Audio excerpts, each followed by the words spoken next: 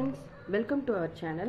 இன்னைக்கு நம்ம full bridal work பத்தி ஒரு blouse பார்க்கலாம்.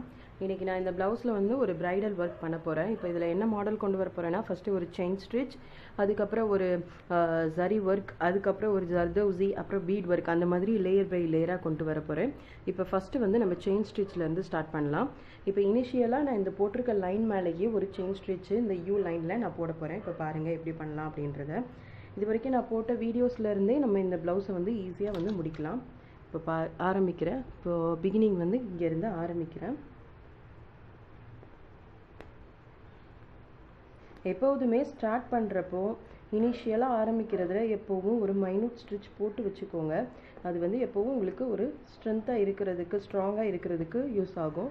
இப்போ நான் நார்மல் செயின் ஸ்டிச்சஸ் தான் போட்டுட்டு இருக்கேன்.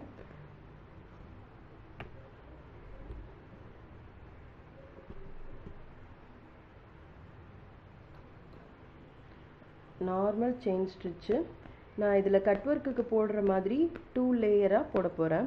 இதனால என்ன ஆகும்னா கொஞ்சம் thickness அதிகமாகும். இப்போ நார்மல் செயின் ஸ்டிட்ச் தான் நான் போட்டுட்டு இருக்கேன். ஸ்டெப் பை ஸ்டெப் எப்படி பண்ணலாம் அப்படின்றத பார்க்கலாம். இது வரைக்கும் நான் போட்டிருக்க வீடியோஸ்ல நீங்க கொஞ்சம் பிராக்டீஸ் பண்ணாலே இந்த ப்ளவுஸ் வந்து ஈஸியா முடிக்கலாம். இந்த மாதிரி ஃபுல்லா நம்ம முடிச்சுக்கிறோம்.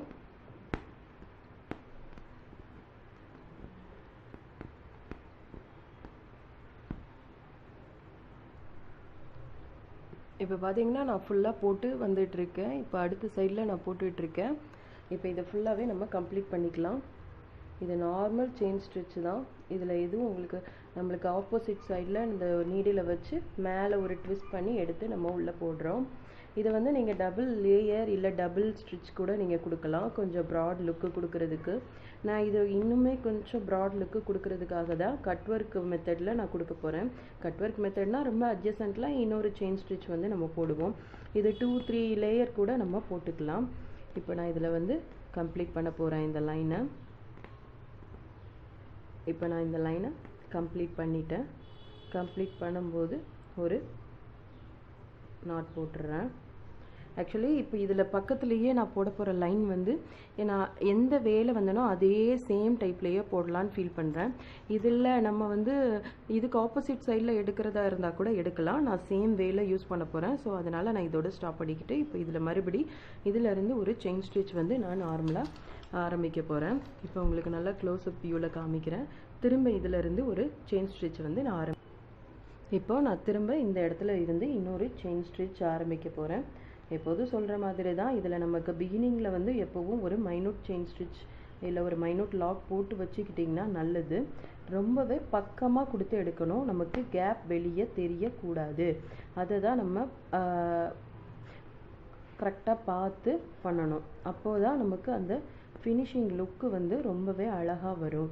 இப்போ பாத்தீங்கன்னா நான் ரொம்ப பக்கத்துலயே அதுக்கு வந்து நான் பண்றேன். இதுக்கு நமக்கு மெயின் வந்து நம்ம உள்ள குடுக்குறப்போ இதுக்கு பக்கத்துலயே நம்ம கொடுக்கணும்.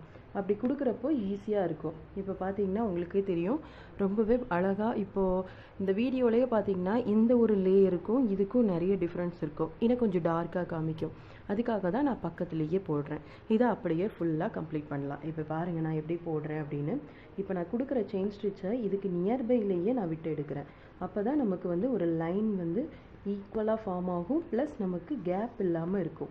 ஆரி வர்க் அப்படினாலே நமக்கு கீழ இருக்க கிளாத்துக்கு மேல நம்ம என்ன வர்க் பண்றோமோ அந்த வர்க் தான் தெரியணுமே தவிர்த்து நமக்கு கீழ இருக்க கிளாத் வந்து தெரியக்கூடாது. அந்த அளவுக்கு நம்மளோட வர்க் வந்து நீட்டா ஃபினிஷ் பண்ணணும். ஓகேங்களா? இந்த மாதிரி நம்ம ஃபுல்லாவே நான் ஒரு நார்மல் செயின் ஸ்டிட்ச் வந்து போட போறேன். இப்போ நான் இந்த இதுல வந்து ஃபுல்லா முடிச்சு இங்கே கொண்டு வந்துட்டேன். இப்போ நான் ஃபுல்லா கொண்டு வந்துட்டேன்.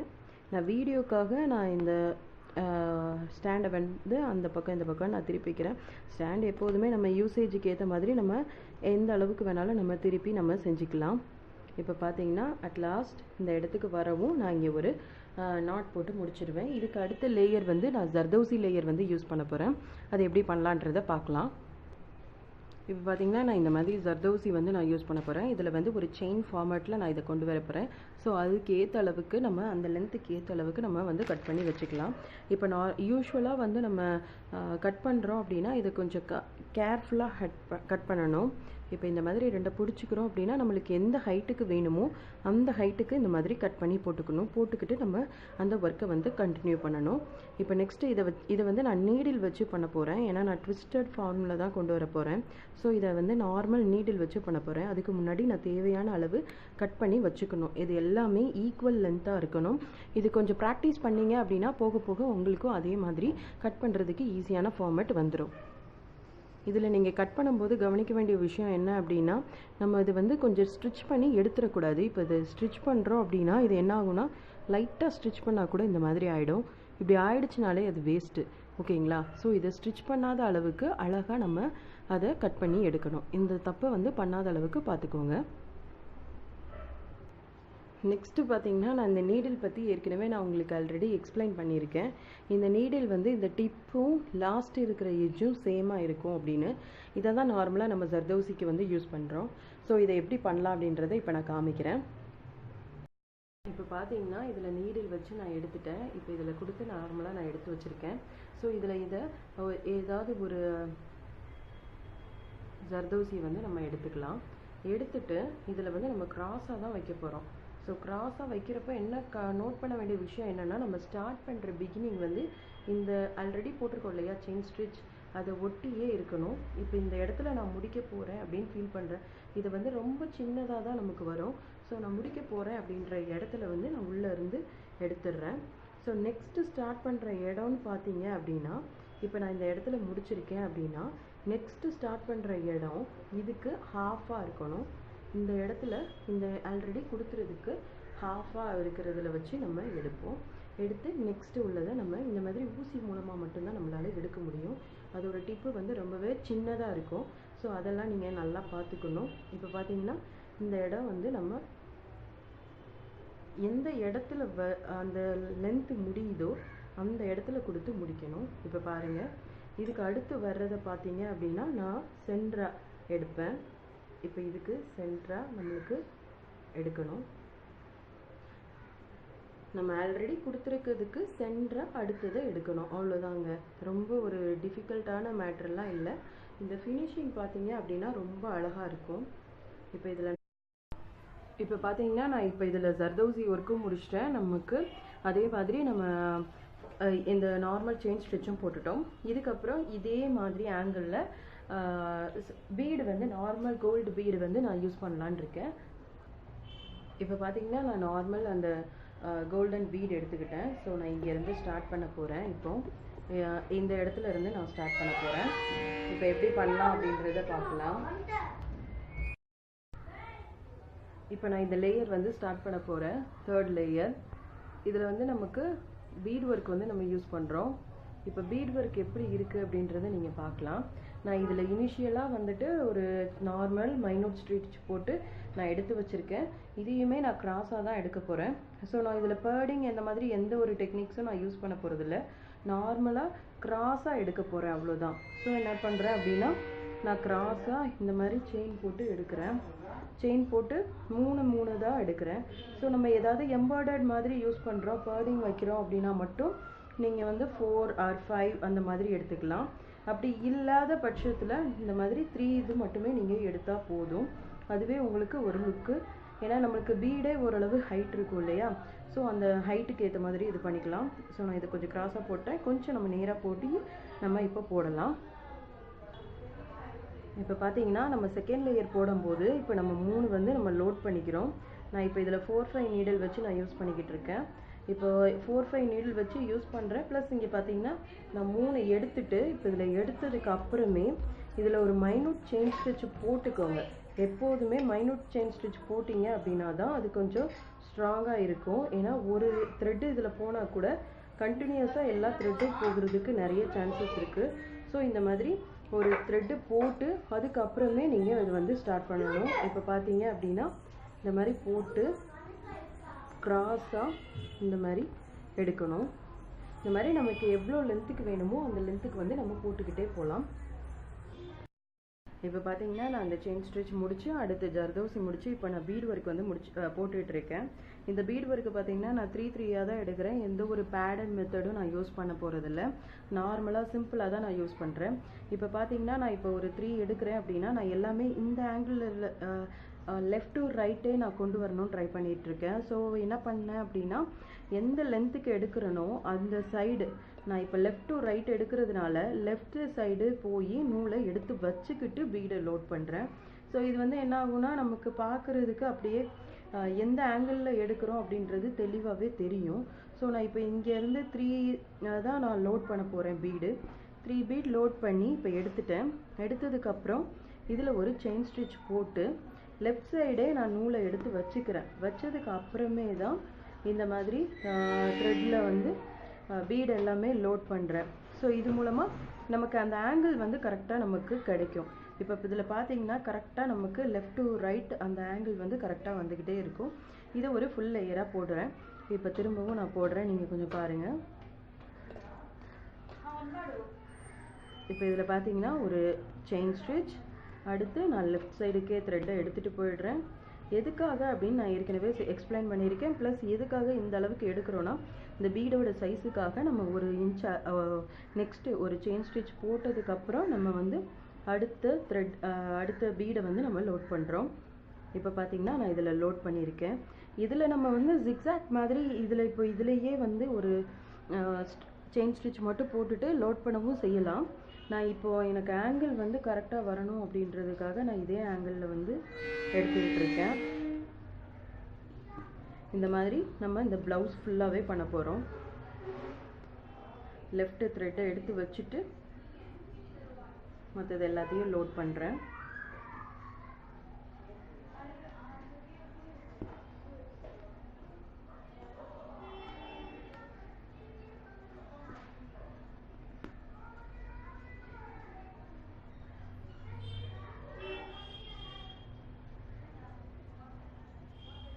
இந்த லோடிங் வந்து ரொம்ப ஈஸியான மெத்தட் தான். நம்ம நார்மல் செயின் ஸ்டிச்சில் இந்த மாதிரி லோடிங் பண்ணிக்கிட்டே போகிறோம். ஸோ இது வந்து நம்மளுக்கு பார்க்குறதுக்கு ரொம்பவே அழகாக இருக்கும் ஃபினிஷிங் பண்ணி வர்றப்போ. நான் ஃபுல்லாக இந்த பீட் ஒர்க்கை ஃபுல்லாக முடிச்சிட்டேன். இப்போ இதுக்கு அடுத்து வந்து ஒரு நார்மல் செயின் ஸ்டிச் தான் போட போகிறேன். அதுக்கு வந்து நான் இப்போ இந்த மாதிரி சில்க் த்ரெட்டை யூஸ் பண்ண போகிறேன். ஏன்னா அது சில்க் ப்ளவுஸ் தான். ஸோ நான் சில்க் த்ரெட் வந்து 2 இதாக எடுத்து 2 இது சேர்த்து எடுக்க போகிறேன். ஏன்னா சிங்கிள் லேயர் எடுக்க முடியாதுன்னு நான் ஆல்ரெடி சொல்லியிருக்கேன். ஸோ டபுள் லேயராக எடுத்து இதில் ஒரு நார்மல் செயின் ஸ்டிச் மட்டும் போட போகிறேன். இப்போ பார்த்தீங்கன்னா நான் இந்த நார்மல் செயின் ஸ்டிச் தான் போடுறேன். உங்களுக்கு ஜூம் பண்ணி காமிக்கிறேன். நான் இதில் நார்மல் செயின் ஸ்டிச் தான் போடுறேன். நார்மல் செயின் ஸ்டிச் டபுள் லேயரில் எடுத்து சில்க் த்ரெட் வச்சு போடுறோம். நம்ம போடுறப்போ பக்கத்துலேயே போடணும். அப்போ தான் பார்க்க அழகாக இருக்கும், அந்த கண்டினியூட்டி இருக்கும். ஸோ நான் இதுக்கு பக்கத்துலேயே போடுறேன். சில்க் த்ரெட் வரைக்கும் கொஞ்சம் பொறுமையாக தான் எடுக்கணும். இல்லை அப்படின்னா நூல் வந்து பிரிஞ்சு போகிறதுக்கு நிறைய சான்சஸ் இருக்குது. இப்போ பார்த்தீங்கன்னா நான் சில்க் த்ரெட்டில் ஒரு நார்மல் செயின் ஸ்டிச் வந்து போட்டுட்ருக்கேன். எப்போதுமே keep in mind, please take the stands in 2 form. 2 தான் எடுத்துக்கோங்க. இல்லை அப்படின்னா அது வந்து கொஞ்சம் உங்களுக்கு கஷ்டமாக இருக்கும். இப்போ பாருங்கள், நான் ஒரு லைன் போட்டிருக்கேன், உங்களுக்கு தெரியுதா? இதே இதை நான் ஃபுல்லாக போட போகிறேன். போட்டதுக்கப்புறம் ஒரு பட்டன் ஹோல் ஸ்டிச், அப்படி இல்லை அப்படின்னா நம்ம நான் இதில் பட்டன் ஹோல் ஸ்டிச் யூஸ் பண்ண போகிறேன். நீங்கள் எது வேணாலுமே நம்ம யூஸ் பண்ணிக்கலாம். இப்போ நான் இந்த லேயர் எப்படி முடிச்சு காமிக்கிறேன்னு பாருங்கள். இப்போ இதில் பார்த்தீங்கன்னா ஃபுல்லாக முடிச்சிட்டேன். நான் இதுக்கப்புறமே வந்து ஒரு டியூப்பு அப்புறம் ஒரு ஃப்ளாட் ஜிமிக்கி அப்புறம் ஒரு டியூப் வச்சு முடிச்சிருக்கேன். இப்போ லாஸ்ட் வந்து இந்த மாதிரி ஒரு ஹாஃப் பீடும் நம்ம ஏற்கனவே எடுத்த அந்த கோல்டன் பீடு இருக்கு இல்லையா, இந்த கோல்டன் பீடையும் வச்சு ஒரு ஜுவல்லரி பேட்டர்ன் மாதிரி முடிக்க போகிறேன். இப்போ அதை எப்படி பண்ணலாம் அப்படின்றத பார்க்கலாம். இப்போ நார்மலாக நான் ஜரி த்ரெட் தான் எடுத்திருக்கேன். ஜரி த்ரெட் எடுத்து ஒரு நாட் மாதிரி போட்டு வச்சுட்டு இதில் வந்து நம்மளுக்கு கவனிக்க வேண்டிய விஷயம் என்னென்னா, ஒவ்வொரு இதுலேயும் நம்ம லாக் போடுறதா இருந்தாலும் போடலாம், இல்லை அதை முடித்து இந்த பக்கம் வரும்போது கூட நம்ம லாக் போடலாம். ஓகேங்களா? ஸோ நம்மளுக்கு செகண்டாக போகிற ஒன்றை தான் ஃபஸ்ட்டு எடுக்கணும். ஃபஸ்ட்டாக வர போகிறத லாஸ்ட்டாக எடுக்கணும். இப்போ ஃபஸ்ட்டாக வரப்போகிறது நான் இந்த ஹாஃப் பீடு தான். ஸோ ஹாஃப் பீடை ஃபஸ்ட்டாக போட்டுட்டு நான் இதில் ஒரு லாக் போடுறேன்.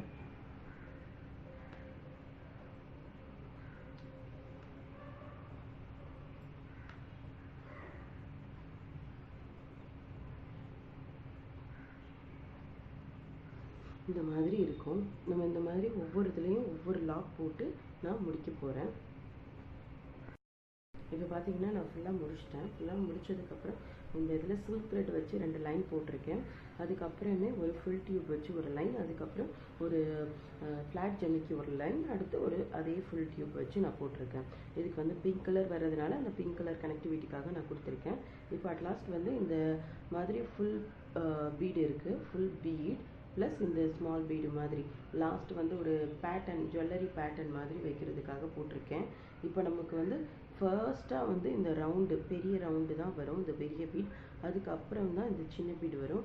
ஸோ நம்ம ஃபர்ஸ்ட்டாக உள்ளே வந்து அனுப்ப போகிற ஒன்றை தான் நம்ம லாஸ்ட்டாக எடுக்கணும். ஸோ ஃபஸ்ட்டு வந்து இந்த சின்ன பீடையும் இந்த பெரிய பீடையும் எடுத்துக்கலாம்.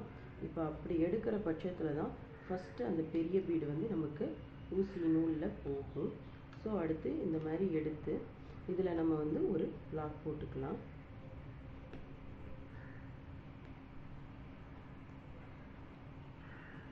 பார்த்தீங்கன்னா இப்போ முடிஞ்சிருச்சு. இந்த மாதிரி போடுறது பார்க்க அழகாக இருக்கும். கொஞ்சம் நெருக்கமாக கூட நீங்கள் போடலாம். ஃபர்ஸ்ட் இந்த பெரிய பீட்,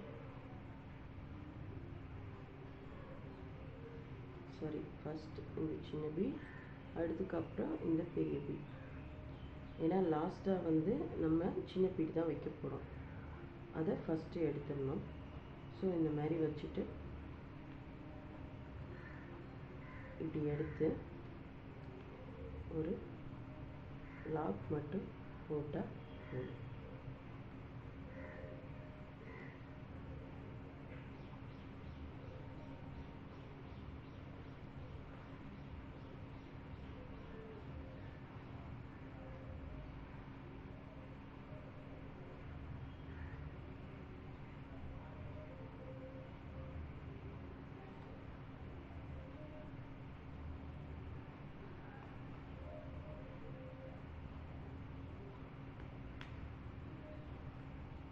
இதை நீங்கள் ஊசி நூல் வச்சுனாலும் பண்ணுறதா இருந்தால் பண்ணலாம். நான் இப்போ இதை லாக் பேட்டர்ன்லேயே பண்ணுறேன். ஸோ இங்கே பார்த்தீங்கன்னா இந்த மாதிரி நமக்கு ஃபுல்லாக வரும். இது வந்து பார்க்கவே அழகாக இருக்கும். ஃபுல்லாக நம்ம முடிக்கிறப்போ இந்த மாதிரி நீங்கள் ட்ரை பண்ணால் ஒரு ப்ரைடல் ப்ளவுஸ் பார்க்குறதுக்கு கொஞ்சம் நீட்டாக இருக்கும். இப்போ இதை ஃபுல்லாக முடிக்கலாம். இப்போ பார்த்தீங்கன்னா நான் ஃபுல்லாக முடிச்சிட்டேன். இதில் வந்து நான் இந்த ஃபுல் பீட் அண்ட் ஒரு சின்ன பீட் வச்சு நான் ஒரு ஜுவல்லரி பேட்டர்ன் டைப்புக்கு கொண்டு வந்திருக்கேன். நெக்ஸ்ட்டு என்ன பண்ண போகிறேன் அப்படின்னா, இங்கே வந்து இந்த இடத்தெல்லாம் ஃபில் பண்ணுறதுக்காக ஒரு சின்ன ஜமிக்கி பேட்டர்ன் வந்து கொண்டு வர போகிறேன். ஒரு 3 ஸ்டோன் ஒட்டி அதுக்கு கீழே வந்து இந்த மாதிரி ஒரு 4 லைன் மாதிரி போட போகிறேன். அது எப்படி பண்ணலாம் அப்படின்றத பார்க்கலாம். அதுக்கு வந்து நமக்கு தேவையானது ஒரு க்ளூ, அப்புறம் ஸ்டோன். இந்த ஸ்டோனை ஸ்டிக் பண்ணி வச்சுட்டு அதுக்கப்புறம் ஒர்க் பண்ணுறதை ஸ்டார்ட் பண்ணலாம். இப்போ பார்த்தீங்கன்னா நான் 2 கலரில் எடுத்திருக்கேன், ஒயிட் அண்ட் கோல்டு. கோல்டு வந்து கொஞ்சம் பெருசாக எடுத்திருக்கேன், ஒயிட் வந்து சின்னதாக எடுத்திருக்கேன்.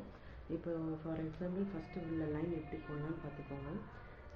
இந்த மாதிரி ஒரு 3 ஸ்டோன், அப்புறம் கீழே வந்து கோல்டுக்கு மட்டும் பெருசாக வச்சுக்கலான்னு பார்க்குறேன். இப்போ இதை எப்படி எடுக்கலான்னா, ஆக்சுவலாக லைட்டாக அந்த ஊசியோட நீடில் பேக்கில் கம்மை தொட்டுட்டு நீங்கள் இப்படி ஸ்டோன் எடுத்திங்கன்னா ஒட்டுறதுக்கு ஈஸியாக இருக்கும். ஏன்னா ரொம்ப சின்னதாக இருக்கிறதுனால நம்மளால் அந்த அளவுக்கு எடுக்க முடியாது. ஸோ இந்த மாதிரி நான் ஃபஸ்ட்டு ஃபிக்ஸ் பண்ணி வச்சுக்கிறேன். இதை சுற்றிலும் செயின் ஸ்டிச் போடலான்ட்டு இருக்கேன். இதை சுற்றிலும் செயின் ஸ்டிச் போட்டு இந்த லைனில் ஒரு பீடு வரும். அதுக்கப்புறம் இந்த ஒர்க்கு வர மாதிரி நான் பண்ண போகிறேன். ஸோ இதை எல்லா இடத்துலையும் அங்கங்கே நம்ம ஃபஸ்ட்டு ஒட்டி வச்சுக்கலாம் எப்படி பண்ணணும் அப்படின்றதுல.